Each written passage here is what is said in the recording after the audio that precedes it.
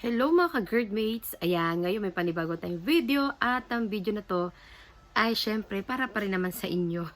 Ayan no, mga ka-girdmates, mapapansin ninyo, ito itsura ko ngayon, no?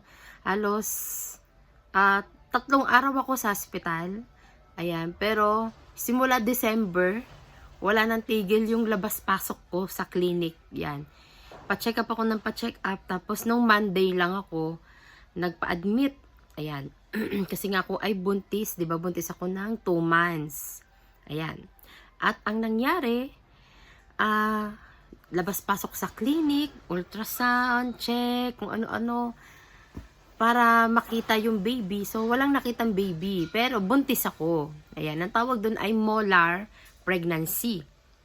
Kaya yon, 'di bale, natagalan lang, no? Ito naman, sobrang tumaba ako. Tumaba ako ngayon. Umitim yung dito ko. Ang pangit pala pag molar pregnancy. Ang bilis lumaki ng tiyan. Lumaki kagad yung tiyan ko. Ayan, ang laki ng tiyan ko niyan. Hindi pa ako nararaspa niyan. Ayan, kaya ito, bilis lumaki ng tiyan pag molar pregnancy. Hahay.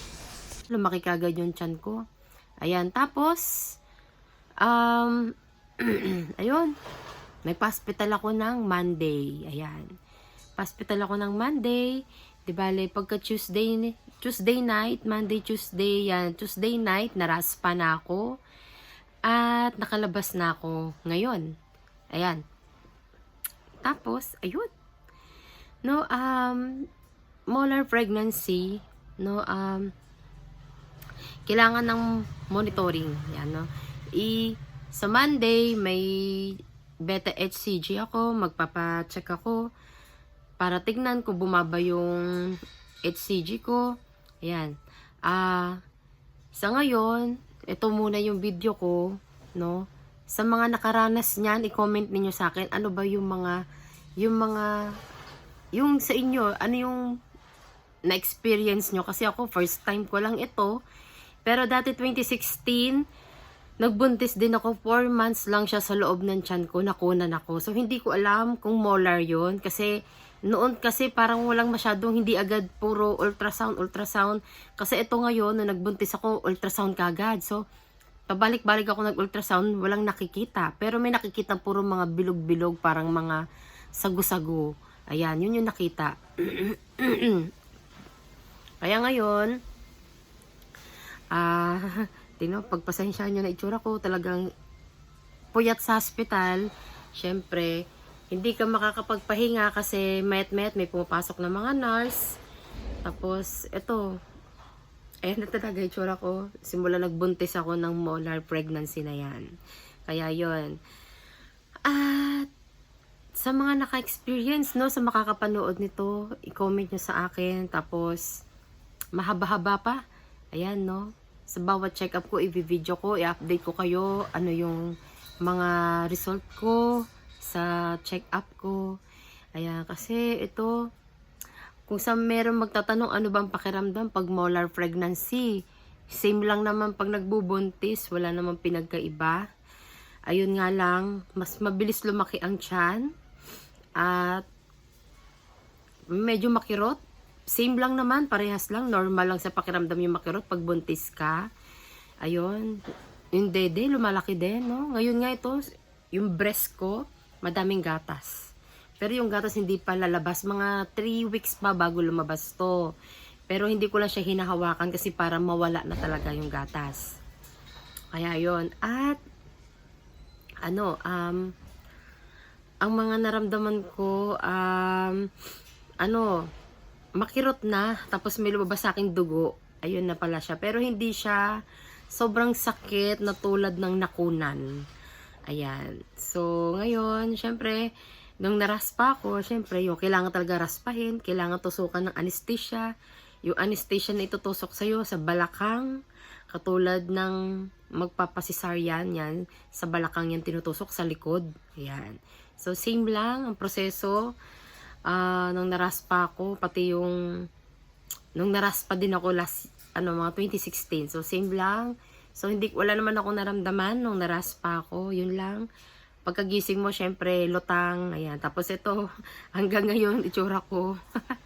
Wala pa. So, babawi tayo. Ayan, no. Syempre, halos, ano ko lang, halos, isang araw pa lang pahinga ko galing sa hospital. Tapos, nagbuntis ka, molar pregnancy nga lang. Ayun, pero okay lang, ganyan naman talaga, wala namang, may iba naman na pag nagbuntis talaga, pumapangit. Kaya yan, kaya sa mga nakatry dyan ng molar pregnancy, ayan, no, mag-message kayo, mag-comment kayo dyan sa baba. Explain nyo naman, paano ninyo napagtagumpayan yan.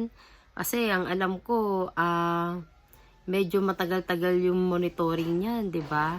Kailangan, every week yata, meron kang i-check yung blood mo kung bumababa yung HCG mo. Nakaka-bullets, no? Nabubulol ako sa H. Yan.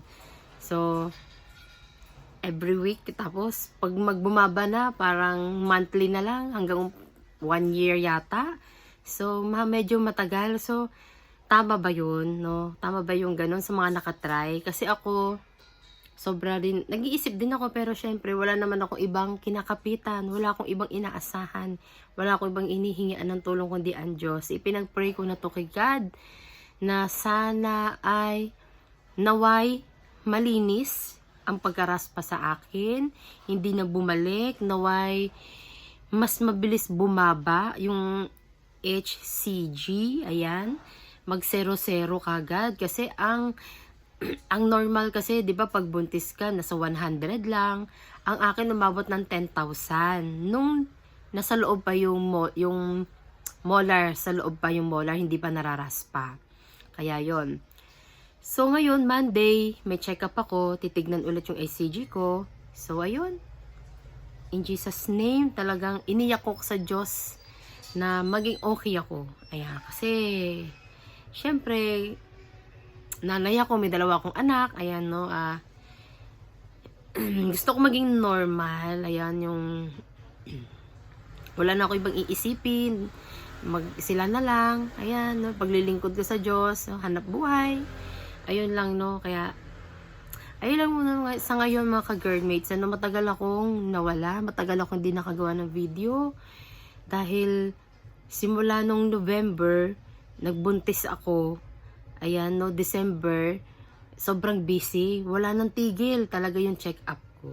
Kaya yun. Kaya, yun lang. Maraming salamat sa inyo mga ka-girlmates. Yun lang. Sige na, bye. God bless.